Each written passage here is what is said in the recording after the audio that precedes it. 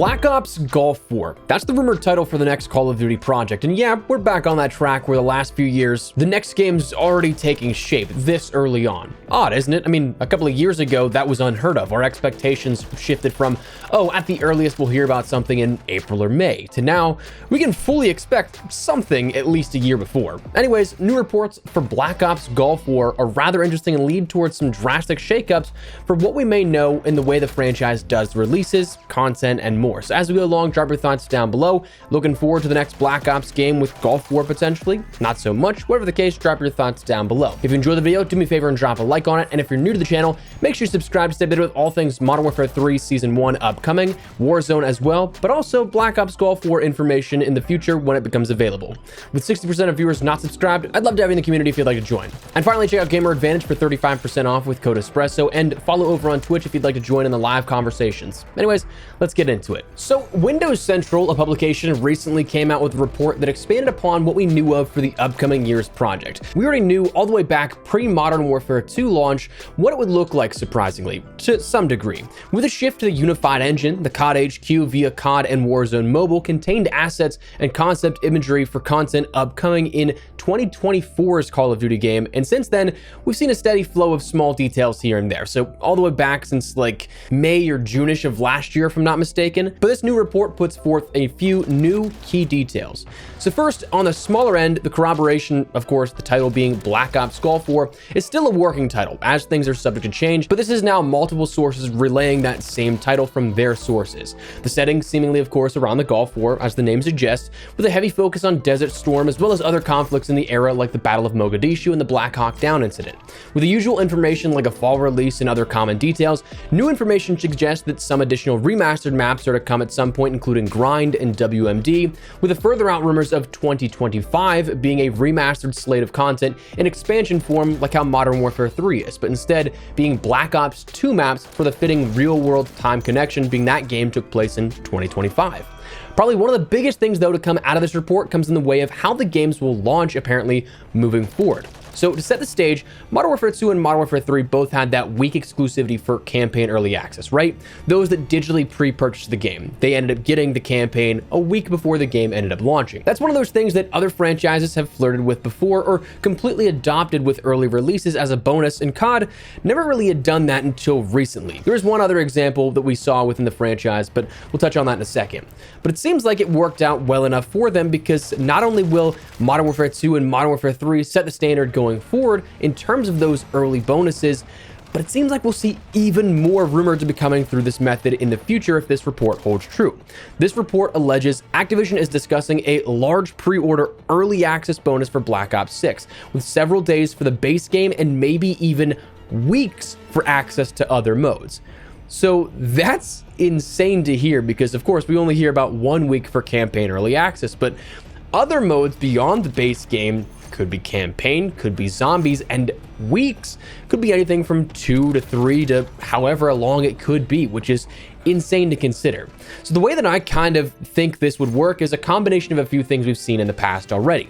Because as we mentioned, if you guys remember, there was one other time in the franchise where there was this early access period. Advanced Warfare actually did this with the full game called the Day Zero Edition, allowing players to pick up and play on November 3rd of 2014 rather than the global launch day of the 4th in 2014. That bonus then went away for a while, and we didn't see it come back until, of course, Modern Warfare 2, but now it seems like that trend could be combining with the other modes we've seen already, parting out each of the segments of the game on earlier timescales instead of everything dropping all at once. So the way that I could maybe see this shaking down is just preliminarily, let's say campaign early access 2 weeks in advance, zombies 1 week in advance, and then the full game with multiplayer like 1 to 3 days early if they decide to do that.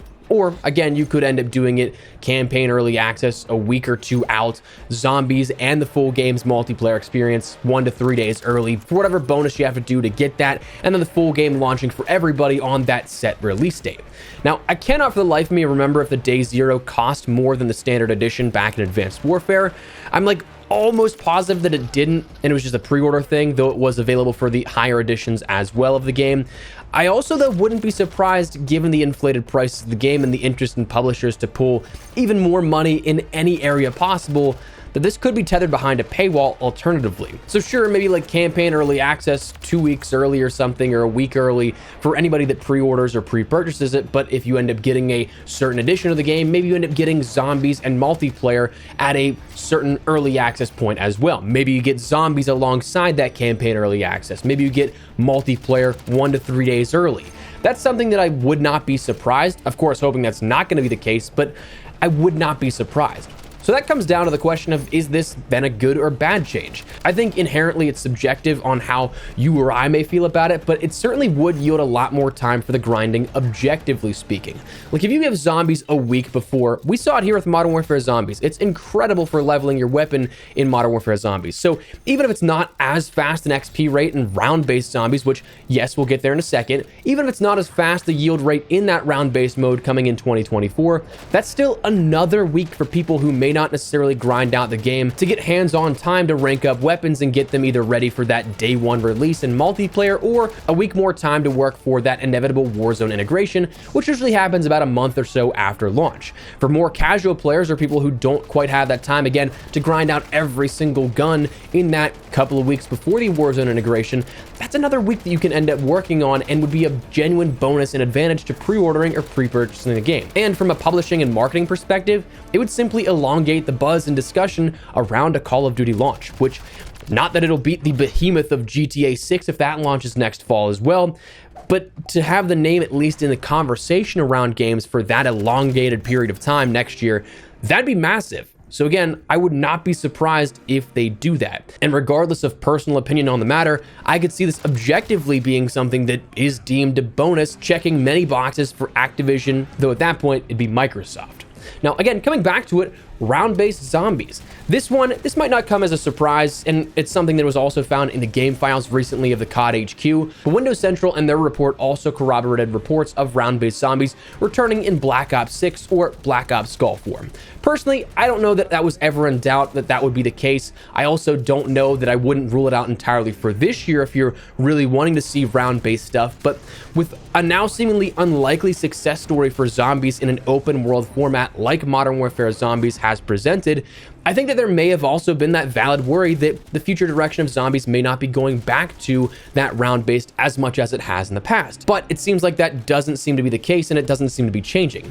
And as I've said since the very beginning when this all started to take shape before launch, it's pretty dang clear that this is a filler year in a lot of respects. I'm personally enjoying that filler for what it is, but I mean, even the heaviest of supporters of the zombies mode and overall game itself cannot look anyone dead in the eyes and tell them that this is not DMZ turned zombies. That's not necessarily a bad thing per se. I think that it works out way better than I anticipated it to, and there's a surprising amount of at least initial depth to it, but this game was crafted on the architecture of something else. There's no denying that. So if there's ever a year to experiment, it's absolutely this one, because this time last year, we didn't expect zombies. But next year with Black Ops Gulf War, players do expect zombies. So give them what they expect. Experiment in that filler and gap year and try things out that may fail when you have nothing to lose. But I think the biggest thing that isn't necessarily even about this report, though it is a solid mention from it, is that Black Ops Gulf War and the next Treyarch game here upcoming, this will now be the longest produced Call of Duty of all time. When this game launches, it will be in development for 4 years, or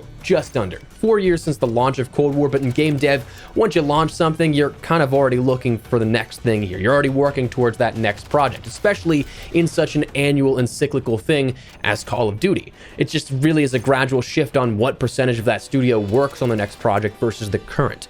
So Modern Warfare 2, 2022, had that prior record of being uninterrupted for 3 years. But 4, I don't mean to put the pressure on here, but 4, for the core of the team, uninterrupted for 4 years, here's to hoping they're cooking up greatness and can expand on the community sentiment. Like, that's my thing here with this year especially. Sledgehammer's kind of struck gold in some senses with how much community feedback they've listened to.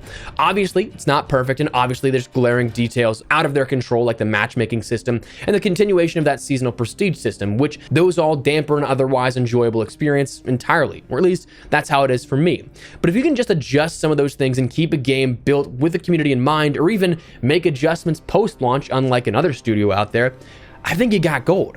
So we've been so close to that formula before, and for a while, I'd be curious if Treyarch can cook up, and again, can hit it out of the park here. Again, don't mean to put the pressure on, but I mean, we're kind of there. 4 years of uninterrupted dev time is a lot of time. So, of course, not everyone will like it, not everyone will dislike it, but we'll see how it goes.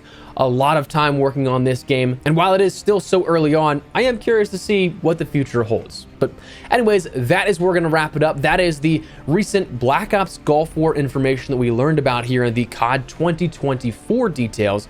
So let me know your thoughts down below. Before we wrap everything up though, make sure to check out my friends over at Gamer Advantage. They have a site-wide 25% off discount where code Espresso can stack to give you 35% plus off your entire order. Today, the 26th, actually gives you 40% off. Additionally, the Dream Lens glasses, so 40% plus 10%, 50% off. And then tomorrow, Cyber Monday, is 60% off all Storms, Arbors, Terras, and Walden frames, which again, stacking on top of 10%, 70% off your entire order. So make sure you guys check out all those massive deals. They're the best of the year for sure, and anything else you may be interested in. For me, they're the most lightweight, comfortable, and durable frames that I've used, and there's not a point in the last almost 3 years that I've worked with them that I've been disappointed with the product. Of course, their website can break down all the science, all the details way better than I ever could, but what I can say personally is that I'd highly recommend them. If you guys want to learn more, check the link in the description below, and if you want to pick something up for yourself, use code Espresso to get 35% off your entire order, and even upwards of, as of tomorrow, 70% off your entire order. So if you guys want to check that out, link in the description below. But that's what we're going to call it. So let me know your thoughts down below. If you guys enjoyed the video, you found it at all insightful, do me a favor and drop a like on it. And if you're new to the channel, make sure you subscribe so you don't miss a single thing running all things Modern Warfare 3 Season 1, the Warzone integration upcoming, and a little further down the line, Black Ops Gulf War information as it becomes available. Love to have you in the community, but for now, thanks so much for watching. My name has been Espresso. I'll see you later. Take care and peace.